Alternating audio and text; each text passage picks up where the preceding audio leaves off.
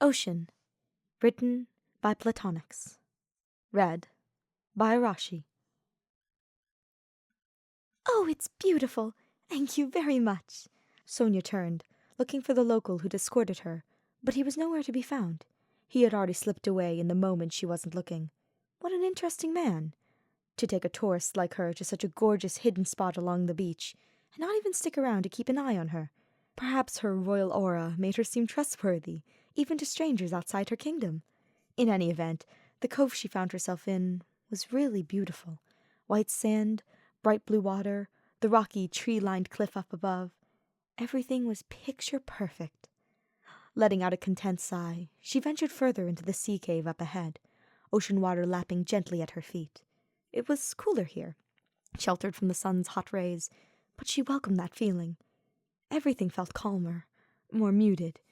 Even the sounds of happy beachgoers were fainter now. Sonia had to strain to hear them, the steady whooshing of waves drowning them out, almost seeming to sync up with her own heartbeat. The man, Tanaka if she remembered correctly, had said she might find something truly amazing here, and she believed it. There seemed to be a gentle hum of magic in the air, as tangible as static electricity. Tanaka had said she seemed worthy. What was that about? It was clear that this cave was relatively untouched by humans, but somehow it seemed like he was talking about more than just allowing her into this secret hideaway. After wandering a while, she sat on a wide, flat rock, gathering her skirts beneath her. It seemed like the perfect spot to take a break. She dangled her legs in the water, watching the silvery flickers of fish darting about. Dark tendrils of seaweed waved in the current.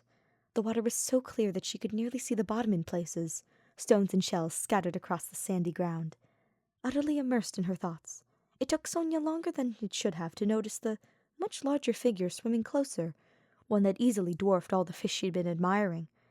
In fact, she'd barely even started to wonder if her eyes were mistaken by the time it broached the surface. Floating there in the water, arms leaning against the rocky edge, not too far from where she was sitting, was a girl about her age.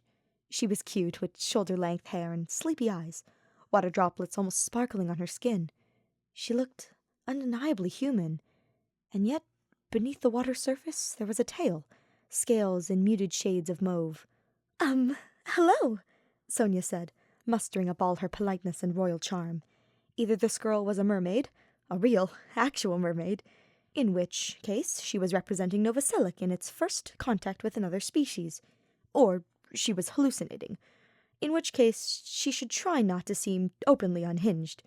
Regardless, the stranger didn't seem to notice her until she spoke up.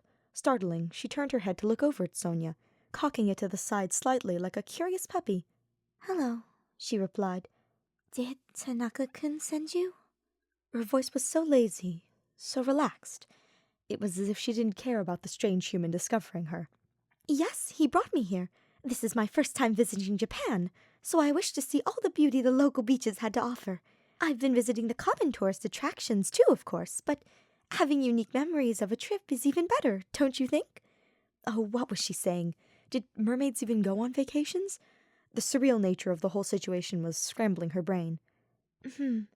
Does that mean you're calling me beautiful? The question was so unexpected that Sonia let out a rather unladylike squeak, her face reddening. Well, that is... I was referring to the cove itself, but you are also... very pretty. That was an understatement. She gave off an ethereal sort of glow, just inhuman enough to captivate her. Was this how other people felt about her? The intimidation of being around someone of such high status? I was just kidding, the mermaid chuckled. It wasn't a mocking sound. There was genuine joy and amusement in it. A sense of innocence, perhaps. Thank you, though. I think. I'm Nanami Chiaki. Nice to meet you. Sonia, never mind. It's a pleasure to meet you too, Nanami-san. You know Tanaka-kun, then? Yep. He comes here a lot to study all the marine life, and that's how we met. He's one of those people who knows about the colony I belong to. So if he brought you here, he must think you're really trustworthy. A moment passed, and then another. She couldn't quite tell if Nanami was done speaking. She talked very slowly, like she was never in a hurry to do anything. Eventually, though, she continued. I can see why.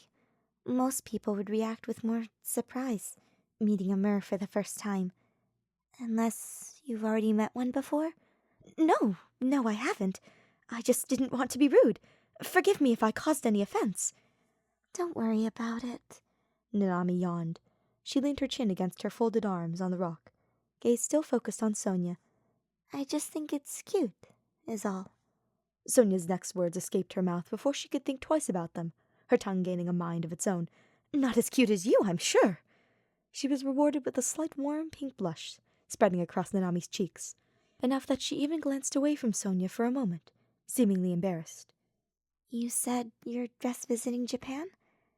How long are you here for?